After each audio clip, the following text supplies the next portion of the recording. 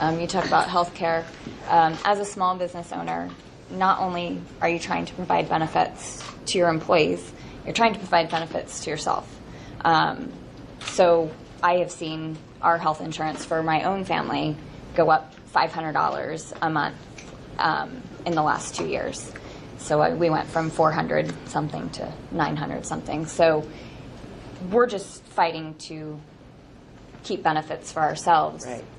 The thought of being able to provide benefits to your employees is almost secondary. Yet to keep your employees happy, that's a question that comes across my desk all the time.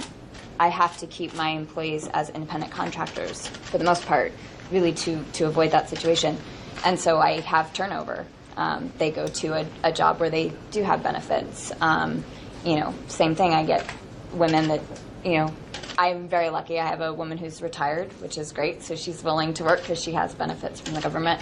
But if I can't provide benefits, let alone for myself, I can't provide them for my family. The reason our insurance has gone up so much is we do not qualify for a subsidy on the current health insurance plan.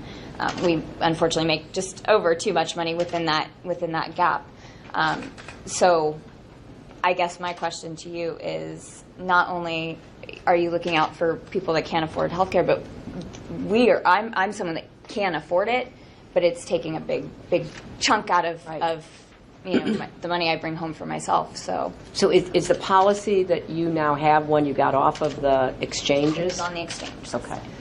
Well, what you're saying is one of the real worries that we're facing with the cost of health insurance, because the costs are going up in a lot of markets, not all, but many markets. And what you're describing is one of the real challenges, because right now, like with so many of these programs, there's just a cutoff instead of what I would like to see, a kind of gradual diminishment. Like, people shouldn't just, once they get to a certain income level, lose all subsidy or lose all tax benefit or whatever else we could piece together that would enable you to make this more affordable for yourself.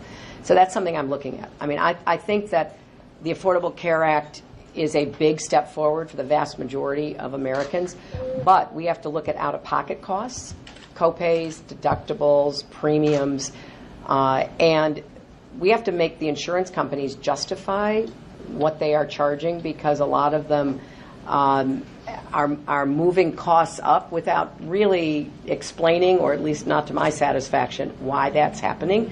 And we need more nonprofit options for people, so that it's, that was the original idea, but a lot of them got started and they didn't know how to do what they wanted to do. They had great ideas, but didn't have the backup, so we need to go back and revisit that.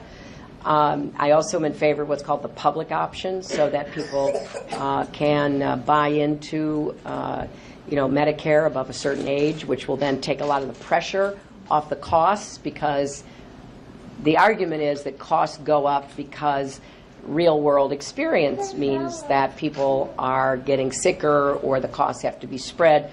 I want to get behind that, because I don't yet see the data to support that. But if you were able to move people 55 or 50 and up, who are the biggest users of health care, into the Medicare program, they would have to buy in, but they would be buying into such a big program that the cost would be more distributed. So there's a lot of things I'm looking at to try to figure out how to deal with exactly the problem you're talking about. And there are some good ideas out there, but we have to subject them to the real world test. Will this really help, like a small business owner or a family, be able to afford it? Because a $400 increase, assuming you didn't have some terrible health care event, which it doesn't sound like you did. Yeah, no. I don't go to the doctor.